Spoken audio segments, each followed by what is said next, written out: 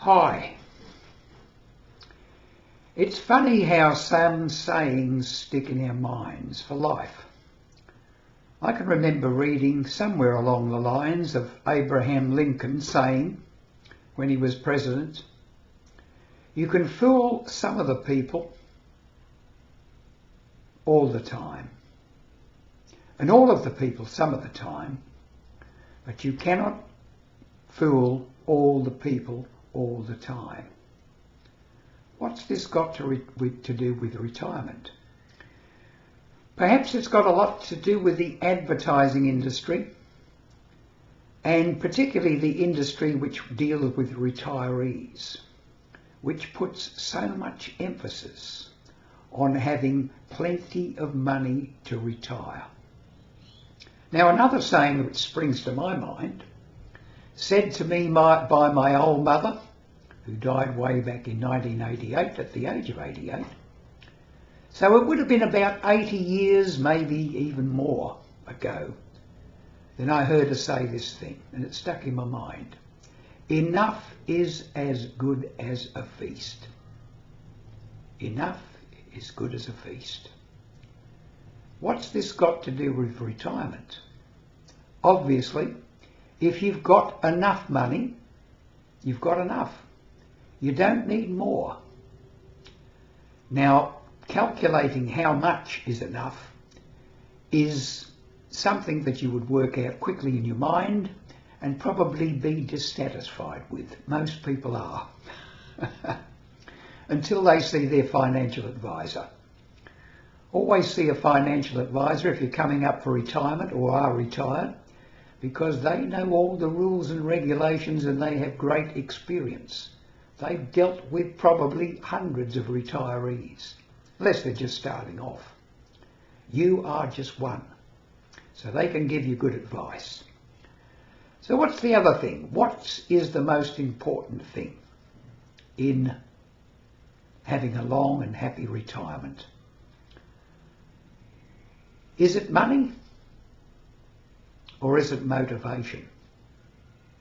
You can have a lot of money, but if you're not motivated, and what do I mean by motivated? You've probably heard me talk on other videos about having purpose in life. You might think, oh, here he goes again. Here he goes again. Life purpose is so important. When I was 50, I did my third Vipassana meditation retreat.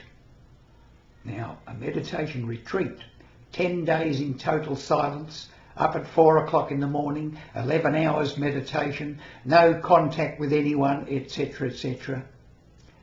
And that was followed by, when I came out the very next day, going along to what they call a rebirthing session. Now, a rebirthing session is a session where you undergo a certain breathing technique, where you hyperventilate and you go back into the past. And you can go right back to the time when you were being born.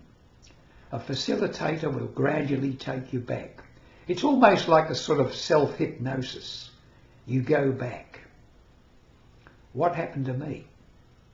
I went back right to the time I was being born. And I can remember the conversation. I was 50 years of age, and there was a woman there, probably in her early 60s, who at that time had been a nurse in World War II. So she was looking after me.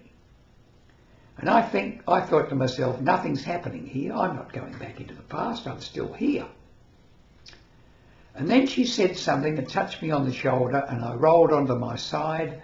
My legs came up in a fetal position under my chin, and a little voice came out of my mouth and says, "I want my mummy. I want my mummy." I'm not lying here. This is what happened to me. Then I started crying and saying, "It's hurting, it's hurting." And the nurse said, "What's hurting?" I said, my elbow's hurting." And then she said, "Well, why are you crying?" And you know what I said? I said, "Because I make everybody so miserable. I'm such a nasty person, I make everybody so miserable." when all I want to do is make people happy. That's what I was born for. That's the word I used. That's the word I used. I was born for. And it all fell into place after that. I realised that my general purpose in life was to make people happy. No specifics given. What I'm pointing out to you is this. Whether you believe it or not, you have a purpose. You're here on earth to have a life of experience and to find your purpose. And that purpose will be, unmistakably, something to do with people other than yourself. Other people and yourself. Relationships. That's the most important thing. Relationships.